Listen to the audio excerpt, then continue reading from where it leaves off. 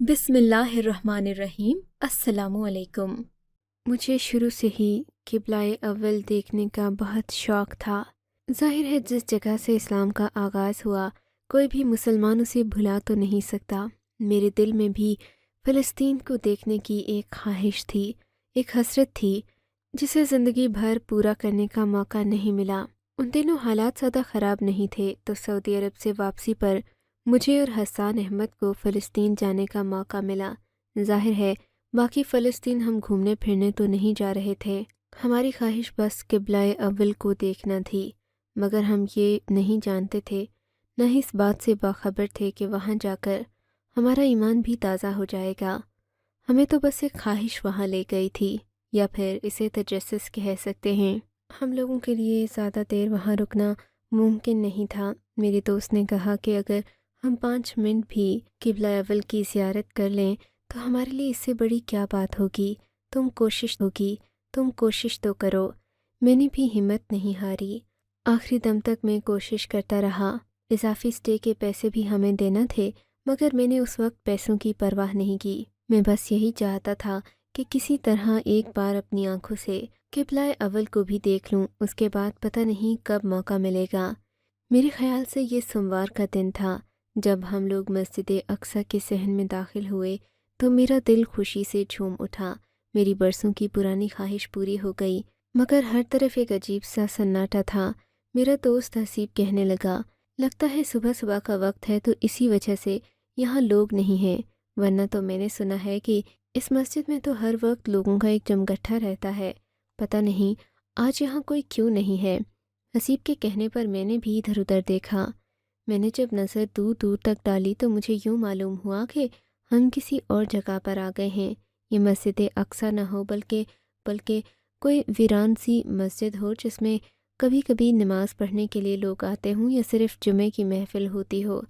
میں نے جب دور دور تک دیکھا اور کوئی نہیں تھا تو میں نے حسیب سے کہا کہ کیا مواجہ ہے، آخر یہاں کوئی تو ہونا چاہیے تھا۔ پھر اس نے مجھے بتایا کہ آج صبح خبروں میں ہی پڑھا تھا کہ یہاں تو ایک بہت بڑی ہڑتال ہوگی، اس ہڑتال میں بہت سارے لوگوں نے شرکت کرنی ہے۔ شاید یہاں کے لوگ اپنی آزادی کی کوشش کر رہے ہیں، اسی وجہ سے یہاں پر پورے ملک میں ہڑتال کر دی گئی ہے۔ پتہ نہیں ہمیں یہاں رکنے کا موقع کیسے ملا، ہم یہاں پہنچ کیسے گئے۔ یہ تو ہماری خوش قسمتی ہے، ورنہ جب ایسی جگہوں پر ہڑتال یا پھر لوگوں کے مظاہرے ہوتے ہیں تو پھر سیاحوں کا آنا جانا بہت مشکل ہو جاتا ہے۔ بات تو اس کی بھی صحیح تھی۔ میں نے کہا کہ ہمیں اندر چل کر دیکھ لینا چاہیے کہ یہ مقدس جگہ اندر سے کیسی دکھتی ہے۔ میں اور حسیب اندر جانے ہی والے تھے کہ ہمیں چیخ سنائی دی۔ ہم نے پیچھے پلٹ کر دیکھا تو دور سے ایک عورت کے چلانے کی آواز آ رہی تھی۔ اس کے چلانے کی آواز سن کر ہم ڈر گئے تھے۔ ویسے بھی یہاں تو جنگ کا ماحول اکثر بنتا رہتا تھا، لیکن ہم نے پہلی بار ایسی چیخ سنی تھی۔ میں اور حسیب سچ میں دل میں بہت ڈر گئے تھے، لیکن ہم نے کسی سے بھی اظہار نہیں کیا۔ وہ عورت آہستہ آہستہ قریب آتی جا رہی تھی۔ ہم لوگ صحن سے ذرا باہر آ گئے۔ میں نے دیکھا وہ تقریباً 40 سے 45 سال کی عمر کی عورت ہوگی۔ اس نے اپنے سر پر کالا دوپٹہ پہن رکھا تھا، اس کا نور سے بھرپور چہرہ اس کے حجاب سے بھی عیاں تھا۔ وہ بہت رو رہی تھی۔ ایک تو اس جگہ کو عجیب سی ویرانی نے گھیرا ہوا تھا، اوپر سے اس عورت کا چیخنا، چلانا اور رونا ایک بہت ہی دکھی کر دینے والا منظر پیدا کر رہا تھا۔ میں نے حسیب سے کہا کہ باہر چل کر ہمیں اس عورت کی مدد کرنی چاہیے۔ ہم لوگ مرکزی دروازے سے باہر نکلے تو عورت زیادہ دور نہیں تھی، مسجد سے تقریباً 50 قدم ہی دور ہوگی۔ ہم بھاگتے ہوئے اس کے پاس گئے تو عورت کے ساتھ ایک 16-17 سالہ لڑکی بھی تھی۔ وہ دونوں بری طرح رو رہی تھیں۔ انہوں نے ہمیں اشاروں کنایوں میں بتایا کہ ہمارے کچھ زخمی لوگ ہیں جو پیچھے پڑے ہیں۔ میں اور حسیب کوئی ڈاکٹر تو نہیں تھے، مگر ہمیں انسانیت ضرور تھی۔ ہم ان کے ساتھ ساتھ چل پڑے۔ تھوڑی دور لے جا کر انہوں نے ہمیں بچوں کی طرف دھیان دلوایا تو یہ دیکھ کر کلیجہ کٹ گیا کہ ہمارے سامنے 3 معصوم بچوں کی لاشیں پڑی تھیں۔ وہ بچے بے پناہ معصوم لگ رہے تھے، ان کے چہرے پر بالوں کی لٹیں پڑی ان کے بچپن کا پتہ دے رہی تھیں۔ میں نے سوچا کہ شاید یہ بچے زندہ ہوں گے، لیکن ان کی ماں کے رونے کے انداز سے لگ رہا تھا کہ بچے اب اس دنیا میں نہیں رہے، ان کی روح تو پرواز کر چکی ہے۔ میں نے دیکھا اس ماں کی آنکھوں میں بے تحاشا آنسو تھے، وہ لڑکی بھی رو رہی تھی۔ میں نے میڈیکل کا کچھ علم حاصل کر رکھا تھا۔ میں نے ان بچوں کی نبض چیک کرنے کی کوشش کی، مگر ان کی نبض تو رک چکی تھی، جسم بھی ٹھنڈے پڑ چکے تھے۔ انہیں یوں پڑا دیکھ کر بے اختیار میری آنکھوں میں بھی آنسو آ گئے تھے۔ میں نے اس عورت سے پوچھا کہ یہ تمہارے کیا لگتے ہیں؟ اس نے اپنے سینے پر ہاتھ مارتے ہوئے کہا کہ یہ میرے بیٹے ہیں، میرے جگر کے ٹکڑے ہیں، مگر اب اس دنیا میں نہیں رہے۔ میں کیا کروں گی؟ ان کا تو باپ بھی نہیں ہے، انہیں کون دفنائے گا؟ کون ان کا جنازہ پڑھائے گا؟ وہ عورت یہ کہتی تو میرا سینہ کٹ جاتا۔ ساتھ میں اس کی لڑکی بھی کھڑی تھی۔ یہ تمہارے بچے کیسے اس دنیا سے چلے گئے؟ یہ تو بہت چھوٹے اور معصوم ہیں۔ بیٹے، دنیا ان کی معصومیت نہیں دیکھتی، دنیا ان کی قوم دیکھتی ہے۔ وہ یہ دیکھتی ہے کہ یہ بچے اس زمین سے تعلق رکھتے ہیں تو بس ان سے تفریق شروع ہو جاتی ہے۔ آج کے دن تو میں اپنے بھائیوں سے بھی گلہ نہیں کر سکتی۔ میں نہیں چاہتی تھی کہ ہمارے مظاہرے میں کوئی فرق آئے۔ جب مجھے میرے بچوں کی موت کی خبر ملی تو میں انہیں لے کر چپکے سے وہاں سے نکل آئی۔ میں نہیں چاہتی تھی کوئی تماشا بنے۔ میرے تینوں بچے ماشاءاللہ حافظ قرآن ہیں۔ میری شادی کے 2 سال بعد ہی اللہ نے مجھے بڑے بیٹے سے نوازا تھا، مگر وہ بھی ایک حادثے میں فوت ہو گیا۔ اگر آج وہ زندہ ہوتا تو اس کی عمر 18 سال ہوتی، لیکن اب تم دیکھو میری تو گود اجڑ گئی۔ میرے چاروں بیٹے اللہ کو پیارے ہو گئے۔ شاید اللہ کو یہی منظور تھا، مجھے اس سے کوئی گلہ نہیں ہے۔ وہ عورت روئے بھی جا رہی تھی اور خود کو خود ہی تسلی دے رہی تھی۔ اس کی چھوٹی بیٹی جو اپنے بھائیوں کو دیکھ رہی تھی، زیادہ غم برداشت نہ کر سکی اور بے ہوش ہو گئی۔ اس کی ماں کے لیے یہ لمحہ بڑا دکھ دینے والا تھا، لیکن بیچاری جوان لڑکی کیا کرتی؟ حسیب اور میں پوری طرح پریشان ہو چکے تھے، کیونکہ اب اس جوان لڑکی کا بوجھ اور ساتھ میں ان 3 بچوں کی جنازے، یہ بہت ہی بڑی ذمہ داری سے شاید ہمیں ہی نبھانا تھا، کیونکہ ہم یہاں سیر کرنے تو نہیں آئے تھے، ان لوگوں کے حال احوال جاننے، ان کے دل کے درد کو سمجھنے آئے تھے۔ اب جب کہ اس عورت کو ہماری مدد کی ضرورت تھی تو ہم پیچھے کیسے ہٹ سکتے تھے؟ حسیب کہنے لگا کہ یہاں آس پاس کوئی ایمبولینس ہوگی تو اسے بلا لیتے ہیں، کم از کم اس لڑکی کی طبیعت جو خراب ہو گئی ہے اسے تو آرام ملے۔ حسیب اور میں بڑی مشکل سے اس عورت کو یہ بات سمجھا رہے تھے۔ اس نے کہا کہ بیٹے، جو ہونا ہوگا وہ اللہ کی مرضی سے ہی ہوگا۔ میری بیٹی بے ہوش ہوئی ہے، وہ مری نہیں ہے، اور اگر مر جائے تو پھر اللہ کے علاوہ اس کی موت کو کون روک سکتا ہے؟ میں ابھی ایمبولینس لے کر اسے ہسپتال لے جاؤں گی تو اس مظاہرے کا کیا ہوگا جس کے لیے ہمارے لوگ 2 ہفتے سے تیاری کر رہے ہیں؟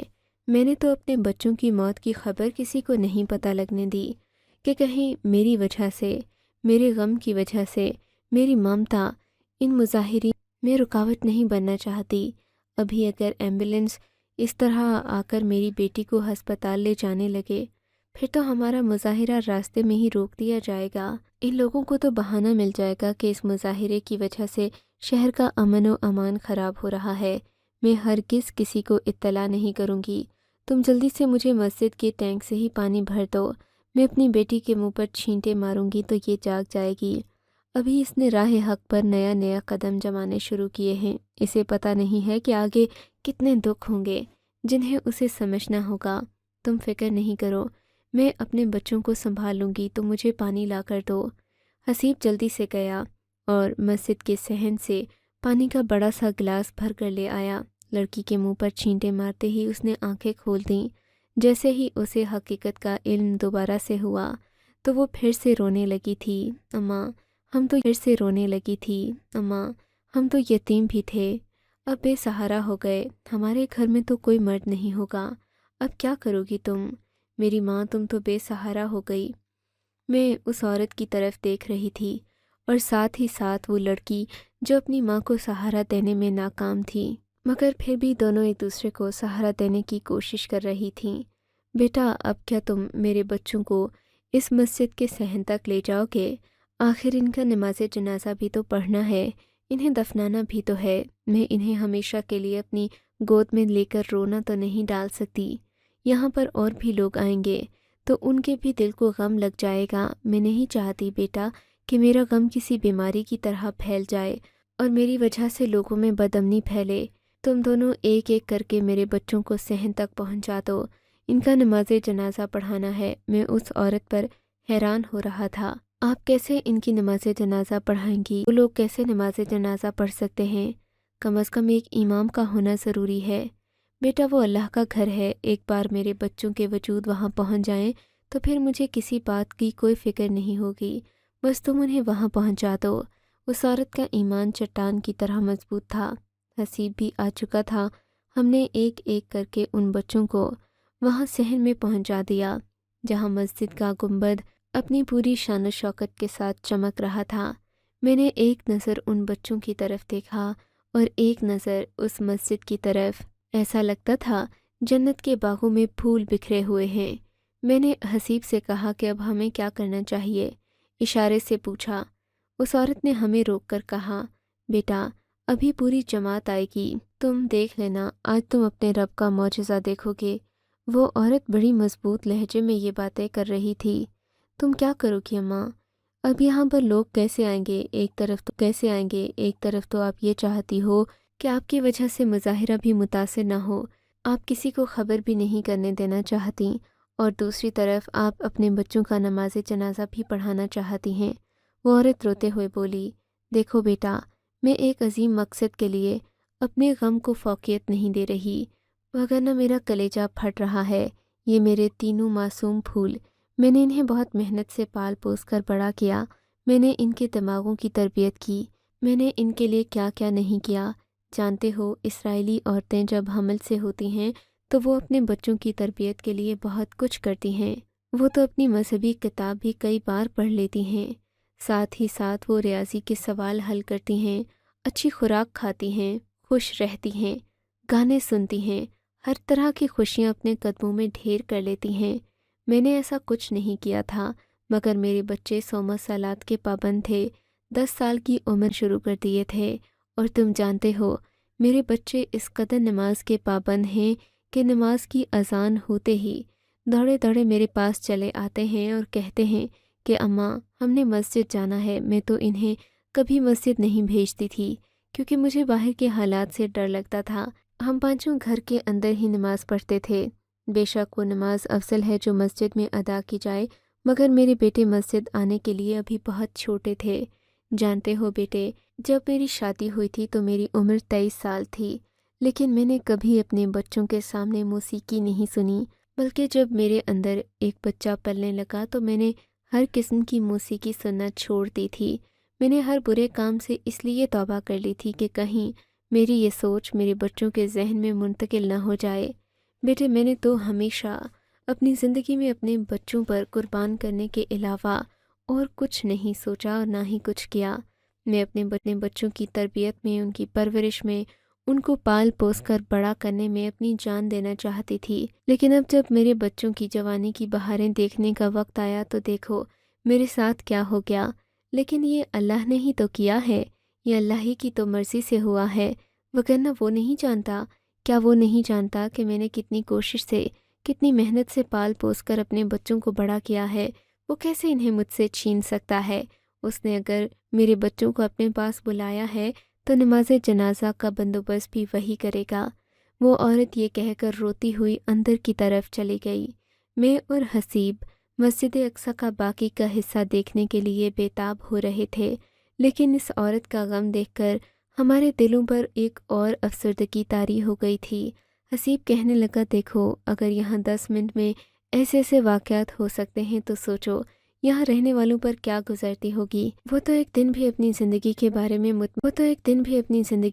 میں مطمئن نہیں رہ سکتے ہوں گے۔ ان کو تو یہی لگتا ہوگا نا کہ ان کی زندگی اب گئی کہ اب موت آئی۔ وہ تو موت کے بارے میں ہر وقت تیار رہتے ہوں گے۔ حسیب بھی جذباتی ہو رہا تھا۔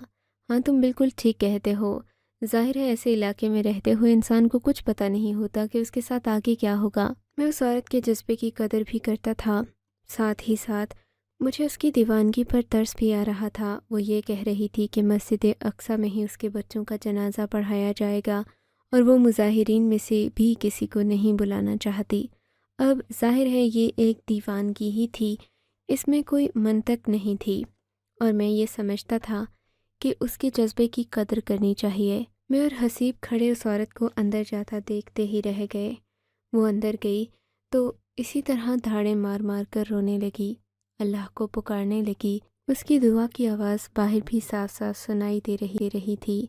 اے میرے اللہ، میرے معصوم بچے ہیں، میں کیا انہیں یوں ہی دفنا دوں؟ میں بدامنی نہیں پھیلانا چاہتی میرے رب، تو انہیں اپنے پاس بلا ہی چکا ہے تو ان کی حرمت کا بھی بندوبست کر دے۔ اے اللہ، میں ان کا جنازہ کیسے پڑھاؤں؟ میرے پاس تو کوئی جماعت نہیں ہے۔ اے اللہ، مجھے اپنے راستے پر چلنے والوں میں سے بنا، نہ کہ اس میں رکاوٹ پیدا کرنے والوں میں سے۔ میں مظاہرین میں سے کسی کو نہیں بلاؤں گی، بس مجھے تیرا آسرا ہے۔ یہ کہہ کر وہ عورت باہر آئی تو اس کے چہرے پر مسکراہٹ تھی۔ کچھ دیر پہلے تو وہ سسکیاں لے رہی تھی، رو رہی تھی، اپنے رب کو پکار رہی تھی، مگر اب وہ مطمئن تھی۔ کیا ہوا ہے اماں جی؟ میں نے اس سے پوچھا تھا اور میں تو اس پر ترس کھا رہا تھا۔ اس نے کہا کہ تم لوگ وضو کر کے آؤ، نماز جنازہ کی تیاری کرو، باقی لوگ آ ہی رہے ہیں۔ وہ یہ کہہ کر اپنے بچوں کے پاس بیٹھی، آخری بار انہیں سینے سے لگانے لگی۔ وہ دیوانہ وار چوم رہی تھی۔ ان کے کفن دفن کا کیا ہوگا؟ میں نے حسیب سے پوچھا۔ پتہ نہیں، میں تو یہی سوچ رہا ہوں کہ ان ننھے پھولوں کو غسل کون دے گا، کون انہیں کفن پہنائے گا؟ یہ عورت تو بس نماز جنازہ تک ہی کی بات کر رہی ہے نا؟ ہاں، لیکن ظاہر ہے غسل دینا تو ایک لازمی جزو ہے، اور پھر مردے کو تو دفنانے کی اتنی جلدی نہیں کرنی چاہیے۔ تمہیں نہیں لگتا کہ اس عورت کا ذہنی توازن بگڑ گیا ہے یہاں رہ کر؟ ہاں، مجھے بھی ایسا معلوم ہوتا ہے کہ بہت جذباتی ہو گئی ہے۔ 3 جوان بچوں کا غم کوئی چھوٹی بات تو نہیں ہے نا؟ بیچاری کو پریشانی ہے، ہمیں اس کا ساتھ دینا چاہیے۔ حسیب کی بات بھی اپنی جگہ درست تھی، لیکن اب ہم جو کر سکتے تھے وہی کر رہے تھے۔ وضو بنا کر ہم لوگ صحن میں آئے، تمہارے حیرت کے ہماری آنکھیں پھٹی کی پھٹی رہ گئیں۔ تینوں بچے کفن میں لپٹے ہوئے تھے اور ایسے جیسے کسی نے نہلا دھل کر ان کے چہروں کو بھی صاف کر دیا ہو۔ خون کا ایک دھبا بھی ان کے چہروں پر نہیں بچا تھا، اور ایسی نفاست کے ساتھ انہیں کفن میں لپیٹا گیا تھا کہ دیکھ کر یقین نہیں ہو رہا تھا۔ ہم نے آنکھیں پھاڑ پھاڑ کر ان بچوں کو دیکھا۔ اگر کوئی انہیں غسل کرواتا بھی تو اتنی کم وقت میں ایسا کرنا ممکن نہیں تھا۔ میں نے حسیب کی طرف دیکھا تو وہ بھی بے یقینی سے اسی عورت کی طرف دیکھ رہا تھا جس کے تینوں بچے اس کے سامنے کفن میں لپٹے ہوئے خوبصورت مسکراہٹ کے ساتھ اس طرح چارپائی پر رکھے ہوئے تھے جیسے کہ انہیں کوئی دنیا کا غم لاحق نہیں ہے اور یہ کسی اچھی خوشگوار منزل کی طرف جا رہے ہوں۔ بچوں کے چہروں پر واقعی میں مسکراہٹ تھی، نور ایسا کہ ان سے تو نظر نہیں ہٹتی تھی۔ میں ان بچوں کو دیکھتا جا رہا تھا، پھر میں نے اس عورت سے کہا کہ اب نماز جنازہ کا کیا ہوگا؟ کہنے لگی کہ بس تم ایسا کرو کہ ظہر کی نماز کی اذان دے دو، مگر ابھی تو 12 بھی نہیں ہوئے۔ میں نے اس عورت سے سوال کیا، میں جیسا کہتی ہوں ویسے کر لو، اذان دو اور تم لوگ نماز جنازہ کی نیت بھی کر لو، اس کے بعد جماعت کے لوگ آ جائیں گے۔ وہ عورت خود بھی نماز کی نیت کر کے ایک طرف صحن میں کھڑی ہو گئی، اس کی بیٹی اس کے پاس بیٹھی ذکر کر رہی تھی۔ میں نے اذان دینا شروع کی تو مجھے مسجد میں آہٹ سی محسوس ہوئی، ایسے لگ رہا تھا یکدم بہت سارے لوگ مسجد میں بھر گئے ہوں۔ اذان دینے کے بعد میں نے پیچھے مڑ کر دیکھا تو میری حیرت کی انتہا نہ رہی، بہت سارے آدمی یہاں کھڑے تھے۔ میں پہلے تو یہی سمجھا کہ شاید مظاہرین مظاہرہ چھوڑ کر اس مسجد میں بچوں کی نماز جنازہ پڑھانے کے لیے آ گئے ہیں، لیکن ایسا نہیں تھا۔ وہ آدمی بہت مختلف تھے، ان سب نے سفید رنگ کے کپڑے پہنے ہوئے تھے، جبکہ ایسا تو کبھی ہو ہی نہیں سکتا کہ سب لوگ ایک ہی وقت میں ایک جیسے کپڑے پہن لیں۔ میں ان آدمیوں کو غور سے دیکھ رہا تھا، مجھے تو ان کی شکلیں بھی کم و بیش ایک جیسی معلوم ہو رہی تھیں۔ میں نے ان سے سلام کیا، انہوں نے یک زبان ہو کر مجھے جواب دیا۔ اس کے بعد نماز جنازہ پڑھائی گئی، اور ایسی خوبصورت نماز جنازہ میں نے آج تک نہیں دیکھی، مانو ان آدمیوں کے کپڑوں سے اور ان کے چہروں سے ایک روشنی سی تھی جو نکل رہی تھی۔ میں یہ دیکھتا تو ایسا لگتا کہ کوئی وہم کر رہا ہوں، لیکن بار بار آنکھیں پھاڑ پھاڑ کر انہیں دیکھنے پر بھی مجھے وہ غیر حقیقی نہیں بلکہ اپنے سامنے چلتی پھرتی حقیقت ہی معلوم ہو رہے تھے۔ کافی دیر یہ سلسلہ جاری رہا، اس کے بعد ان لوگوں نے ان بچوں کے لیے دعا کی اور یہاں کے حالات کے لیے بھی خصوصی دعا کی۔ ان لوگوں سے ملاقات کرنے کے بعد مجھے اپنا بہت ہلکا محسوس ہو رہا تھا۔ میں نے اس عورت سے کہا کہ اب انہیں دفنانے کے لیے کیا کیا جائے گا، کوئی بندوبست ہے یا ہم آپ کی مدد کریں؟ ویسے تو ہمیں جانے میں بھی دیر ہو رہی ہے، ہمارے ایئرپورٹ جانے میں بھی ہمیں وقت لگ جائے گا کیونکہ راستے میں مظاہرین بھی ہیں، اور پھر یہاں سے نکلنا ذرا مشکل ہوگا، آگے لوگوں کی وجہ سے ٹریفک بھی جام ہوگا اور ہو سکتا ہے کہ ہمیں پورا دن ہی یہاں لگ جائے، تو اس سے پہلے ہمیں نکلنا ہوگا۔ اس عورت سے ہم نے اجازت چاہی، اس نے کہا باقی معاملات وہ خود دیکھ لے گی۔ 40 لوگوں کی وہ جماعت مجھے بہت خوبصورت لگ رہی تھی۔ وہاں سے نکلنے کے بعد باہر سے ہو کر ایک بار میرا دل چاہا کہ میں پھر سے اندر والے منظر کو دیکھوں، آنکھیں ٹھنڈی کر لوں آخری بار، مگر جب میری نظر اندر صحن پر پڑی تو وہاں کچھ بھی نہیں تھا، نہ وہ 3 جنازے، نہ وہ عورت اور نہ 40 لوگوں کی جماعت۔ میں نے حسیب کی طرف حیرت سے دیکھا اور پوچھا کہ یہ لوگ کہاں گئے؟ حسیب بھی ہکا بکا کھڑا تھا، اسے تو خود سمجھ میں نہیں آ رہا تھا کہ کیا ہوا ہے، یہ سب کچھ اچانک کیسے غائب ہو گیا؟ بچے گئے، عورت کی چیخیں، اس کا چلانا، رونا دھونا، دعائیں کرنا، اللہ کے سامنے گڑ گڑانا، وہ سب کیا تھا؟ حسیب نے کہا کہ چلو چل کر دیکھتے ہیں کہ کیا ہوا۔ میں نے کہا ہمیں دیر ہو رہی ہے، اب ہمیں چلنا چاہیے، ایسا نہ ہو کہ بہت دیر ہو جائے تو پھر ہمیں آج کا دن یہیں گزارنا پڑ جائے۔